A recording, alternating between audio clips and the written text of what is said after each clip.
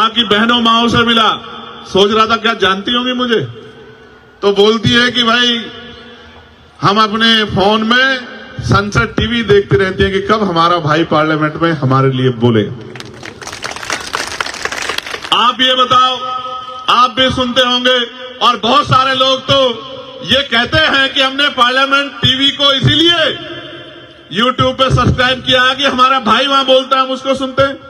आप ये देखो, भोजन माता, आशा, आंगनबाड़ी, सफाई कर्मचारी, ठेके पे कर्मचारी, सरकारी कर्मचारी, दिल्ली सिविल डिफेंस वाले, कोई ऐसा पुलिस के लोग, दिल्ली पुलिस हो चाहे देश की पुलिस हो, उनके मॉडर्नाइजेशन की बात, होमगार्ड की, ग्राम के चौकीदार की, सब लोगों की बात, नौजवानों की बात, रोजगार की बात, महंगाई पे मार की बात जो जनता पे पड़ रही है, सारी आवाज हमने पार्लियामेंट में उठाने का काम किया। और आज ये हालत है कि कल तक कोई जो जय भीम नहीं बोलता था, इस अब मैं पार्लियामेंट में जाता हूं तो ऐसा लगता है सारे जय भीम वाले हो गए, इधर वाले भी और इधर वाले भी। एक दिन तो मैं गया, अभी एक विवाद हुआ तो मैं गया तो वहां के कर्मचारी आए मेरे पास, मैं अंदर बैठा कुछ लिख रहा था, बोले आज तो आपकी पार्टी के बहुत सारे सांसद आए हैं। तो मैंने कहा कि यार अभी तो चुनाव भी नहीं हुआ, सांसद कहां से बन गए बहुत सारे? तो बोले बहुत सारे लोग नीला पटका पहन के घूम रहे हैं।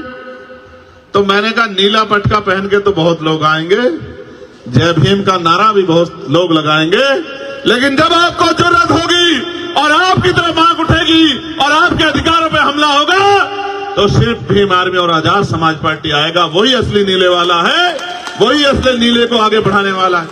तो मैं बस आपसे कहना चाहता हूं, अब तक आपने सबको मौका दिया, सबका हाथ पकड़ा, सबको आगे बढ़ाया, सबकी आवाज आप बने, सब पे भरोसा किया। एक मौका आपको हमारे इन काम करने वाले साथियों को भी देना चाहिए। और अगर आपने एक मौका इनको दे दिया, मैं आपको लिख के देता हूं कि ना फिर आपको किसी और झंडे की जरूरत पड़ेगी, ना डंडे की जरूरत पड़ेगी, ना नेता की जरूरत पड़ेगी, क्योंकि नेता मां के पेट से जन्म नहीं लेते, नेता संघर्ष से पैदा होते हैं। और भीम आर्मी ने संघर्ष करके नेता तैयार किए हैं। जिनको कल तक नकारा जाता था, आज उनको बड़े बड़े नेता फोन करके कहते हैं कि हम पे अपना आशीर्वाद बना के रखना। मैं बस आपसे कहना चाहता हूं, अच्छी बात यह है कि मेरे लोकसभा क्षेत्र के भी बहुत सारे लोग जो नगीना छोड़ के आ गए, वो भी मुझे रास्ते में मिले, वो भी यहां रहते हैं। अब उन पे तो मुझे भरोसा है कि वो मेरा साथ छोड़ ही नहीं सकते। मैं यहां से नगीना के साथियों का भी धन्यवाद देता हूं। और मैं आपसे ये भी कहना चाहता हूं बहुत जिम्मेदारी के साथ कि सड़कों की लड़ाई हम लड़ते रहेंगे। इसका उदाहरण यह है कि 1 तारीख को हम भीमा कोरेगांव गए, 2 तारीख को परभनी में जो हिंसा हुई उन हिंसा के परिवारों से मिले, 3 तारीख को बागपत में जो जुल्म हुआ, जिस बच्चे ने पार्लियामेंट के सामने आके सुसाइड कर लिया क्योंकि उसको न्याय नहीं मिल रहा था, वहां की भाजपा सरकार कहती है हम सबके साथ सबके विकास की बात करते हैं, लेकिन जब हमारे लोगों पे जुल्म होता है तो विकास भी गायब हो जाता है और सबका साथ भी खत्म हो जाता है। उनको न्याय नहीं मिलता। 3-3 साल पार्लियामेंट के सामने आके उस बच्चे ने आग लगा ली और 70% जल गया और अस्पताल में उसने दम तोड़ दिया। आखिरी लाइन उसकी ये थी कि मेरा भाई मुझको न्याय दिलाएगा। तकलीफ होती है, दर्द होता है कि उतनी शक्ति नहीं है, लेकिन मैं आपसे कह रहा हूं, अभी मैं परभनी गया, वहां सोमनाथ सूर्यवंशी की पीट पीट के पुलिस ने हत्या कर दी और उसके गम में हमारे एक नेता, वो गाड़े साहब उस दुनिया में नहीं रहे, महिलाओं को पीटा, नौजवानों को पीटा, बहनों को पीटा, घर में घुस के बच्चों को पीटा सरकार के इशारे पे। तो हमने कहा 17 से मोर्चा निकलेगा। आप शक्ति देखो किसे कहते हैं। मैंने कहा 17 से पैदल मोर्चा निकलेगा परभनी से और मुंबई मंत्रालय तक।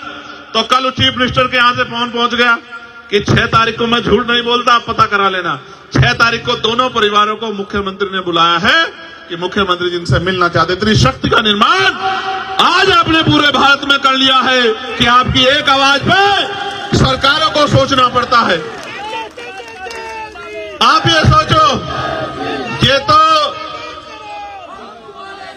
ये तो तब है जब अभी संवैधानिक शक्ति उस पैमाने पे नहीं है। आप ये सोचो जितनी संवैधानिक शक्ति होगी। और उत्तर प्रदेश में तो मैं चैलेंज करके कहता हूं, जिस तरह की मेहनत उत्तर प्रदेश के साथी कर रहे हैं, 27 के चुनाव में हम वहां की सत्ता आपके चरणों में लाकर रख देंगे। इस बात का भी मैं आपको विश्वास दिलाता हूं। लेकिन मैं आपसे कहना चाहता हूं कि आपका आशीर्वाद भी हमें मिलना चाहिए। मिलना चाहिए, नहीं मिलना चाहिए? देख लो, मदद करोगे नहीं करोगे?